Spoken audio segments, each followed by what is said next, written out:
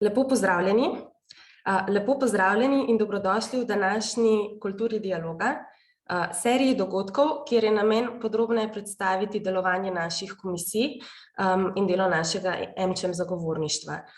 Danes se bomo pogovarjali o AmCham komisiji za etiko in transparentnost.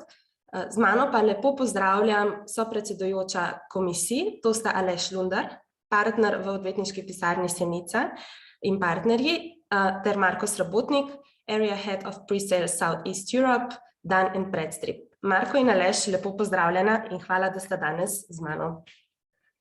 Pozdravljena, Nina. Živjo. Evo, takole za začetek, morda se osredotočimo kar na korporativno etiko, pa me zanima, če lahko na kratko razložite, kaj vidva razumete pod imenom pod korporativno etiko. Aleš, mogoče ti. Kot pri vsem tem področju je nedorečenost razumevanja teh pojmov po mojem eden od večjih problemov. Za mene je korporativna etika primerno obnašanje in ravnanje skladno z etičnimi in profesionalnimi standardi. S tem, da smo mi odraščali vsi v enem etično-socialnem okolju, ki nas je učilo etiko. In če moraš nekomu definirati oziroma obrazložiti, kaj je etika, potem smo pravzaprav že izgubili. Marko, bi še kaj dodal? Ja, mislim, Slovenija, bom rekel, je že pregovorno. Imamo veliko povezav med gospodarstvom in pa politiko. Dva glavna razloga. Slovenija je še vedno relativno majhna država, tako da imamo veliko osebnih, gospodarskih, političnih povezav. Drug razlog, imamo še vedno zelo velik vpliv države. Država je posredno ali pa neposredno zelo velik lastnik gospodarstva in interesi, ekonomski, razvojni podjetij niso vedno skladni s tem, kaj mogoče trenutno vodstvo države na različnih ravneh želi. Tako da imamo neke konflikte interesov, ki nujno ne pomenijo kršitev zakonodaje, ampak niso skladni z dobrimi praksami korporativnega upravljanja. Tako da moramo se tudi zavedati, da korporativno upravljanje ima vpliv tudi na vse nas. Na način, da čim pride predvsem do teh, bom rekel, negativnih caseov, ne ostajajo neopaženi tudi izven Slovenije. Tako da pride do situacije, kjer lahko tudi, bom rekel, določene investicije strani tujcev so na osnovi tega malo zaustavljene ali pa celo pride do njih. Ja, ko si ravno omenil korporativno upravljanje, korporativno upravljanje je eno izmed ključnih poglavij oziroma ključnih tematik, ki jih komisija naslavlja. Omenjene so bile, da ima to vpliv na investicije. Zakaj je še pomembno, da korporativno upravljanje tako močno izpostavljamo in naslavljamo? Mogoče Aleš? Ja, v upanju, da se bodo prakse, ki so zgodovinsko zrastle, počasi spremenile. Jaz vedno rečem, da Slovenija tako majhna, kakršna je, in tako malo, kakor nas je, bi lahko ob profesionalnem obnašanju ogromno dosegli. Namesto tega pa opazujemo, oziroma sem jaz opazil, da imamo še vedno to prakso vrtičkarstva. Vsak nekako si želi svoj vrtiček in ga potem brani z vsemi razpoložljivimi sredstvi. Kaj pa je predpogoj oziroma kakšni so prvi koraki k bolj zaupanja vrednemu korporativnemu upravljanju? Zopet mogoče moje ozadje kot odvetnik. V Sloveniji opazujem, da se tako javna uprava kot tudi podjetja zelo radi držijo črke zakona. To pomeni, da ne gledajo, kaj je smisel nekega zakona ali pa določila, ampak gledajo primarno, da se bojo držali črke zakona, da bo njihov hrbet pokrit. Mi moramo proč od tega, mi moramo gledati, kaj je etična in profesionalna vsebina oziroma cilj določenega predpisa. Marko, bi želel še kaj dodati? Mislim, moramo se tukaj tudi zavedati, da ne vem, malo prej sem omenil tale primer tujih investicij, ne? Ampak korporativno upravljanje, no, v končni fazi namen korporativnega upravljanja tudi ne sam, bom rekel, slediti nekim etičnim vrednotam, ne? Ampak skladno tudi s tem, bom rekel, razvijati podjetja, razvijati posel in se s tem tudi, bom rekel, pozicionirati kot ne samo poslovno okolje, ampak tudi kot družba, ki se želi razvijati in pa gre naprej, ne. Recimo izvozniki so tega dosti vajeni, kjer dobijo takšne ali pa drugačne odite, vprašalnike in tako naprej. In to področje skladnosti ali pa etičnega ravnanja, malo kasneje bomo omenjali tudi ESG, ne, se vedno bolj širi. Tako da brez tega področja, ne, in bi se priključil tukaj Alešu, eno so zakoni, drugo je pa način, kako se upravlja posamezna podjetja, ne, se bomo težko razvijali naprej. Se pravi, zakoni, kako se upravlja, posledično potem vpliv na investicije, vpliv na razvoj družbe. Omenil si že ravnokar ESG-je, oziroma še malo, če se vrnemo nazaj, ker tudi v M-čemu smo v sklopu korporativnega upravljanja oziroma transparentnosti meritokracijo postavili letos kot eno izmed 5 ključnih tematik našega zagovorništva. Zdaj, meritokracija je pojem, ki ga razumemo še nekoliko različno in moramo tukaj poudariti, da bo M-čem Komisija za etiko in transparentnost pripravila definicijo meritokracije oziroma povedala, kako ta pojem razume gospodarstvo. Zdaj pa, če se gremo naprej na ESG oziroma po slovensko okoljske, družbene in upravljalska načela, ki so eden izmed zelo pomembnih vidikov trajnostnega razvoja in vse bolj se v bistvu povezujejo tudi z gospodarstvom. Zakaj je pomembno, da ESG-je uvedemo v upravljanje organizacij? Aleš. Dobro. Mi jih že imamo, in to ne od včeraj ali pa predvčerajšnjem, že dalj časa v naših družbah, v naših zakonih.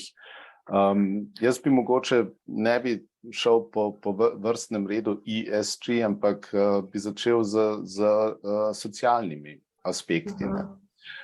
Tukaj so delovnopravni aspekti, ki jih imamo v Sloveniji malo bolje kot v povprečju Evropske unije, namreč enakost plač. Tukaj je Slovenija dokaj visoko uvrščena, ampak še vedno je dejstvo, da ženske za enako delo ne dobijo enakega plačila. In to je čisto preprosto nesprejemljivo. Potem se uvaja oziroma je pozornost za diskriminatorna ravnanja, zopet napram ženskam, pa velikokrat napram starejšim zaposlenim, vedno bolj se gleda in tudi uravnava. Potem imamo tukaj tudi na primer žvižgače, ki se jih Evropska komisija trudi zaščititi z ustreznimi predpisi. Marko, bi glede sociale še ti kaj dodal, preden gremo Ja, na... z Alešem so se danes na hitro pogovarjali, kako nekomu ESG je velik buzzword trenutno. Ampak tako kot je Aleš rekel, veliko teh zakonodajnih okvirjev je že lep čas z nami. Ampak kako ga predstaviti nekomu, ki se prvič, drugič, tretjič sooča s tako tematiko, no? Da ne izpostavljam posameznega podjetja, poglejte eno veliko globalno farmacevtsko podjetje in njihovo letno poročilo in izseke, ki jih imajo tam le noter na temo ESG-ja. In če se dotaknem malo še socialnega področja, tam boste noter najdli, na primer, podjetja izpostavljajo NPS score, ki so jih dobili na letni ravni strani svojih kupcev in pa notranje NPS score. Se pravi, kako so zaposleni, ne samo skladno z regulativo, bom rekel, zaposleni in delujejo v podjetju, ampak kako so zadovoljni. Je ta nek work balance nivo dosežen, a dobijo dovolj treninga, dovolj edukacij, a je ta nivo diversity pa inclusion dovolj visok. Če mogoče skočimo malo tudi na environmental področje, se pravi okoljsko področje, ki je izjemno široko. Ampak kako se podjetja soočajo s tem, kako bomo zmanjšali, kakšne aktivnosti počnemo, da bomo zmanjšali nivo porabe energije, kako jo upravljamo, vse povezano z upravljanjem odpadkov, predvsem proizvodnja podjetja, imajo tukaj, bom rekel, stroge direktive, jih poskušajo tudi, bom rekel, preseči, kako gledajo na tveganja, ki prihajajo v končni fazi iz vidika samega okolja in pa klimatskih sprememb. Tako da zelo široko področje, so pa dostikrat tudi ES in G malo povezani. Čisto en tak, bom rekel, primer, podjetja se odločajo, da pripravijo interne izobraževanja ali pa tudi izobraževanja za širše okolje, v katerem delujejo, na tematike, kako lahko posameznik prispeva k temu, da se porabi, na primer, manj vode ali pa manj energije. In s tem imamo, bom rekel, nek interni socialni del, kako izobražujemo svoje zaposlene in širšo javnost, s tem pa tudi vplivamo na tale naš oziroma. In komisija bo definitivno spodbuja podjetja k čim večji implementaciji teh načel v svoje delovanje. Me pa zanima, tudi Evropska unija bo zahtevala bolj skrbno poročanje glede ESG-ov, tudi skupaj z direktivo o skrbnem pregledu trajnostnih podjetij in tako naprej. Kaj to konkretno pomeni za podjetja? Ja, tukaj je zadeva še recimo v dogajanju, ni še čisto dokončni tekst sprejet. Zaenkrat to pomeni, da bodo morala določena podjetja, to je zaenkrat predvideno ali več, da imajo več kot 500 zaposlenih in več kot 150 milijonov neto prometa na letni ravni, bodo morala poročati, da so preverila v svojih dobavnih verigah, da se določeni ESG standardi dejansko izvajajo. Jaz sem po pravici povedan še malo skeptičen, kaj bo na koncu dneva dejansko kot obvezujoč dokument bil sprejet, ampak upajmo na najboljše, ker nam tudi kot družba v Sloveniji ne more in ne sme biti vseeno, da strupene, nevarne delovne procese izvozimo nekam, kjer te zaščite ni, ker to pride v eni ali drugi obliki nazaj k nam. Super, se pravi, ne sme nam biti vseeno glede tega. Definitivno ne. Se pravi, kar nekaj je izrazov, ki morda niso tako blizu širši populaciji v smislu etike in transparentnosti. In tukaj gre poudariti, da je komisija oziroma pripravila slovar teh izrazov in ga bomo tudi kmalu delili oziroma lansirali. Eden izmed teh izrazov, ki je noter, ki se danes že omenila in kar komisija pokriva, je spremljanje trendov na področju skladnosti. Kaj znotraj tega je tisto, kar komisija naslavlja? Marko. Največji trend na področju skladnosti, ki jih lahko zaradi nažalost neljubih dogodkov ne tako daleč od nas v letošnjem letu zaznamo, so definitivne sankcije, ki jih je sprejela Evropska unija napram Rusiji oziroma Belorusiji. Tako da malo smo se z Alešem na to temo pogovarjali, ne vem, če smo že kdaj doživeli, da je Evropska unija tako hitro sprejela določene ukrepe s kar velik napora, da se posamezne države med seboj uskladijo. In lahko tudi čist praktično izkušnjo delim z vsemi. Podjetja, ki se področja skladnosti praktično v preteklosti niso kaj preveč dotikali, normalno code of conduct, neko higieno interno so imela vzpostavljeno, ampak zaradi sankcij je področje skladnosti postalo prioriteto številka ena. In ne samo za regulirane trge, ampak tudi, bom rekel, za srednje ali pa tudi za manjša podjetja, kjer so pač na vsak način želeli oziroma tudi morali slediti posameznim področjem sankcij.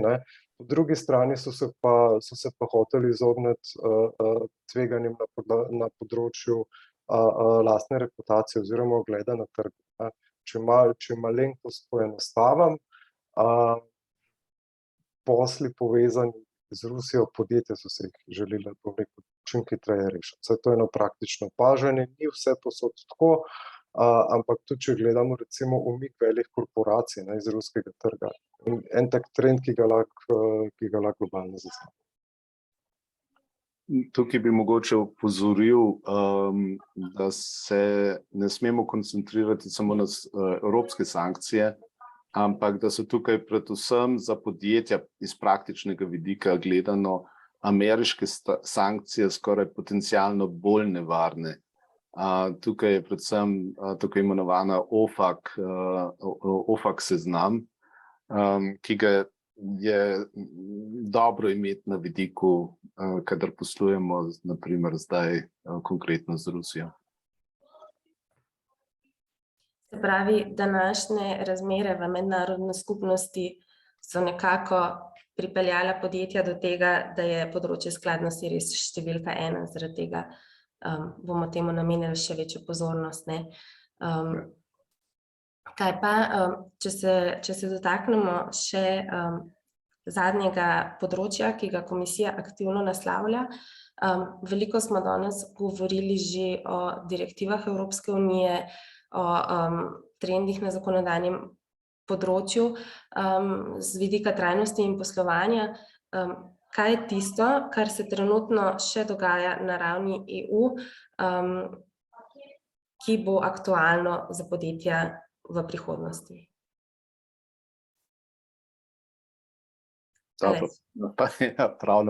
Malo pravno področje. Jaz bi mogoče izpostavil posebej taksonomijo. Taksonomija je načeloma poročanje o vprašanjih, kakšen vpliv ima posamično podjetje na okolje.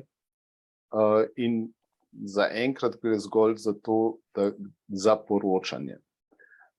To bo potrebno v celoti implementirati do leta 2023, do konca leta 2023. Problem, ki ga jaz tukaj vidim potencialno za podjetje, je, da bodo tudi banke morali poročati o svojih naložbah, katera so, kakšen vpliv imajo na okolje.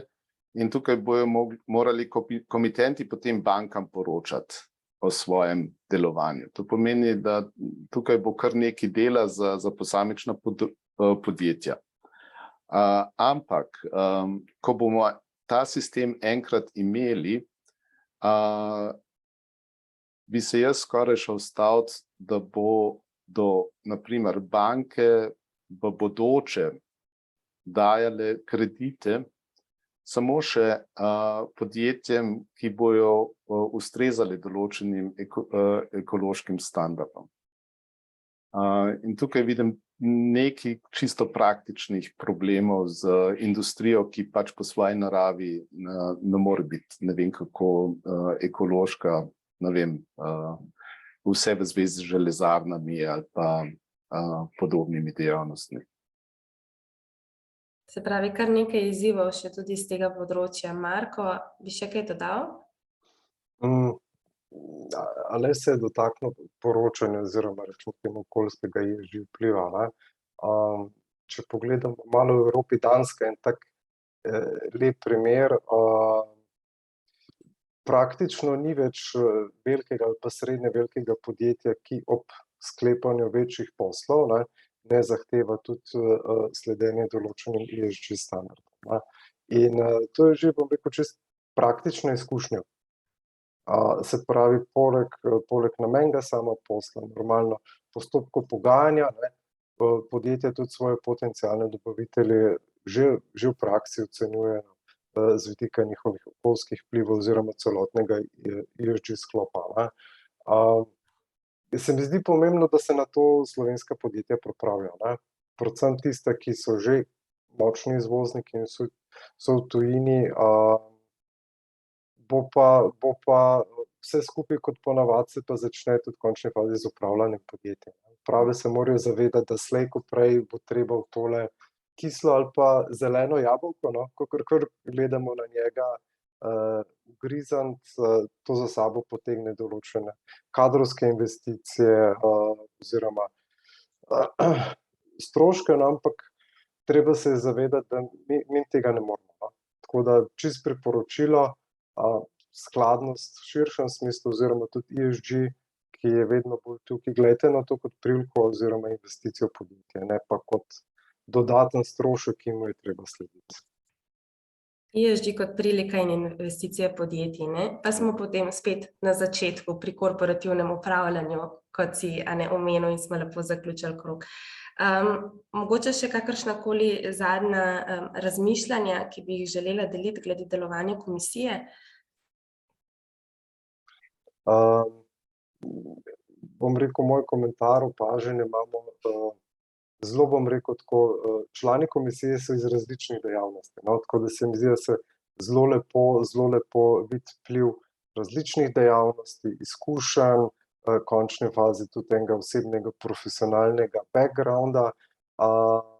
Definitivno, če imamo koga med danes slušatelji oziroma gledalci na tem live streamu, ki deluje področju skladnosti, se lahko tudi pridruži komisiji, tako da vsak, ki se ukvarja na svojem profesionalnem področju s tem skladnostjo, je dobrodošel. Hvala, Marko, Aleš? Nimam kaj veliko za dodati. Meni je zelo všeč profesionalni odnos naših članov v komisiji, kar pa je na drugi strani tudi nekako samoumevno za ljudi, ki se skladnostjo ukvarjajo. Tako in na tem odnosu bomo gradili še naprej. Najlepša hvala tudi vama, da vodita to in usmerjata to komisijo. Vsekakor pa fokusi ostajajo, se pravi promocija oziroma naslavljanje korporativnega upravljanja, kaj prinašajo ESG načela, skladnost, še naprej bomo spremljali dogajanja na evropskem parketu. Tako da ja, hvala lepa, ker ste nas danes spremljali in še enkrat hvala lepa, Aleš in Marko, da sta bila danes z nami in da vodita to komisijo. Srečno. Srečno. Srečno, živja.